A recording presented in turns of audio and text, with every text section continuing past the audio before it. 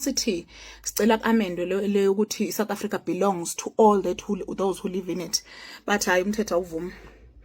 Siyabuza thina ukuthi muphi umthetho ongavumi, bathi wona lo mthetho sisekelo sithi awushintshwa awuvumi. Sithi thina hayi amendwe indaba yama refugee statuses, indaba yokuthi bangene kuma small scale markets ama corner shop ukuthi a reserve for ama South Africans, bathi nalokho futhi umthetho awuvumi. Sithi muphi umthetho, bathi wona lo mthetho sisekelo awuvumi. So I think the question ofanele uyibuze yona South Africa ukuthi uma bethi the constitution is a living breathing document, uma into kuthiwa is a living breathing document, it means that something should be dynamic and adaptive and should best of all reflect the current times, reflect izidingo zabantu ngaleso sikhathi. Into makuthiwa is a living breathing document kusho ukuthi it can be amended, it can be altered to accommodate izidingo zani zentando yeningi. Ngithi South Africa is a democratic led country, kufanele ngabe ke kuze accommodate kaka izidingo zeningi, kodwa baquota yona le constitution esithi sifuna ishintshwe ukuthi ngeke ikwazi ukushintshwa ngenxa yokuthi constitution ayivumi. Bese ke umbuzo uthi what is the point? What is the point of having a living breathing document that does not prioritize abantu base South Africa? What is the point of having a breathing living document override ama international treaties and international laws? Because one thing abantu fanele si understand ukuthi you can withdraw out of ama international treaties. Bonke lamazwe ase Africa njengoba ayesho lo bhuti lona ushayela ama truck, I forgot his name, esho ukuthi ba check ama passport all throughout, but they are harassed ngama passport. All these African countries signed Leo Treaty African Union. We understand ngoba kuthiwa iyona umbrella ke manje sivimbane. How come yase South Africa African Union ithi inakekela wonke umuntu ophakathi kweborder yase South Africa, regardless ithi wonke umuntu ongaphansi kweborder unelungelo le education, regardless ukuthi uyi South African, regardless ukuthi documented, regardless ukuthi akekho documented. But umbuzo uthi kuwe wena South African, what about your children? What about your kids? Umi South Africa ikwazi ukunakekela izwe lonke nomhlaba wonke, what about us? Uma bethi ngeke bekwazi ukushintsha umthetho sisekelo ngenxa yawo umthetho sisekelo, what is the point yokuthi bona bethi make your submissions? Niyambona yini uhulumeni wethu ukuthi uyadelela? Mina nje I'm gonna put it verbatim. Niyambona yini uhulumeni wethu ukuthi akazimisele ngalutho when it comes to us South Africans? Niyalibona ukuthi lelizwe leli li designwe lwe ukuthi li serve anyone else besides ama South African? What is so special about being South African if even when uhulumeni ethi inkundla ivulelekile ayini enifuna ukuyishintsha la, masithi sileyo nto siyayikhomba sithi ayishintshwe, sithi the preamble ayingasho ukuthi South Africa belongs to all those who live in it. It should say South Africa belongs to native citizens, natural citizens ase South Africa. Uthi uhulumeni ngeke akwazi ukwenza leyo nto ngoba leyo nto violate ama human rights thina bawona bavuma kwi-African Union.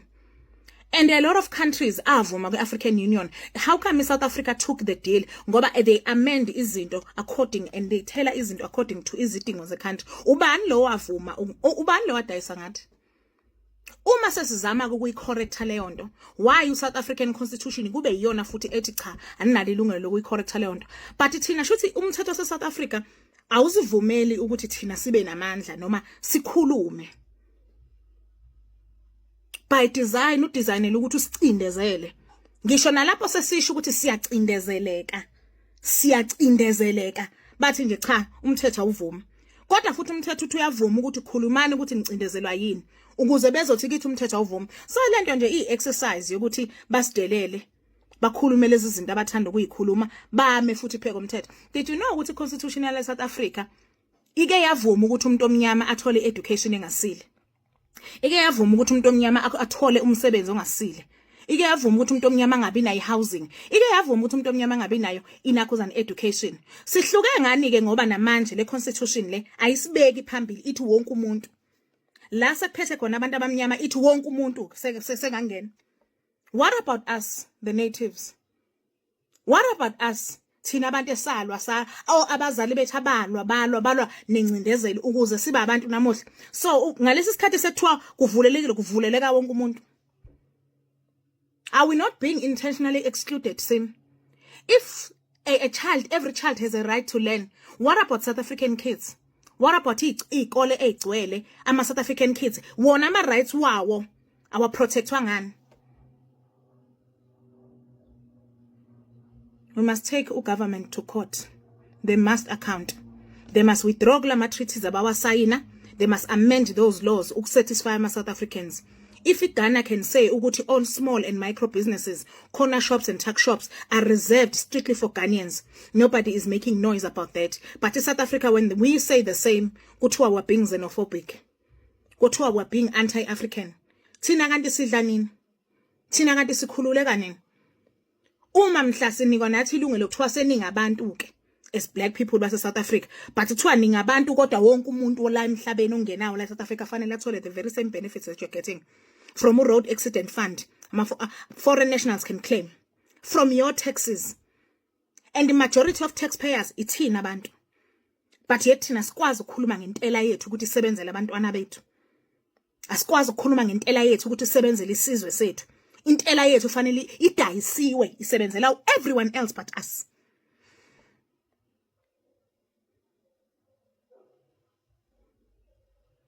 Donate for Constitution for South Africans for constitutional reform.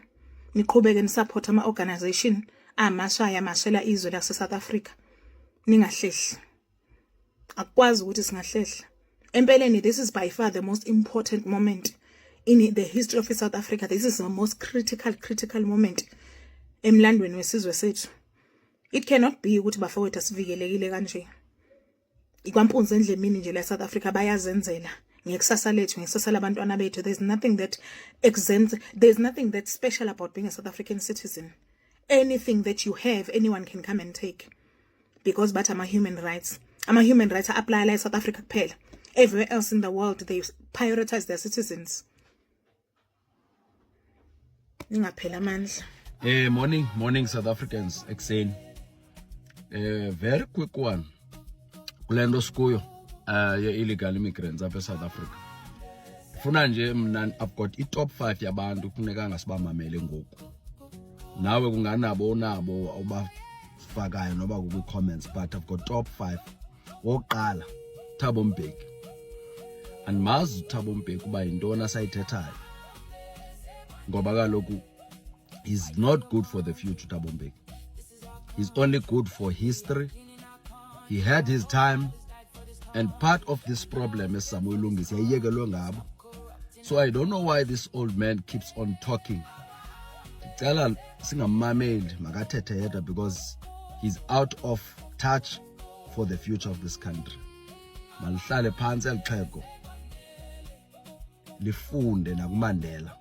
Mandela, when he got out of office, what to Mandela, the future is in your hands. Simple. Okwesibini, lo mfo kuthiwa nguZwelinzima Vavi, a failed unionist, struggle sabasebenzi samlahla, uthethelele immigrants. If you still remember, bekho abantu kuthiwa ngozamazama, all of that, bebulala abantu ababantu eGauteng. And he keeps on defending illegal immigrants. UZwelinzima Vavi. Masingamameli lamntu.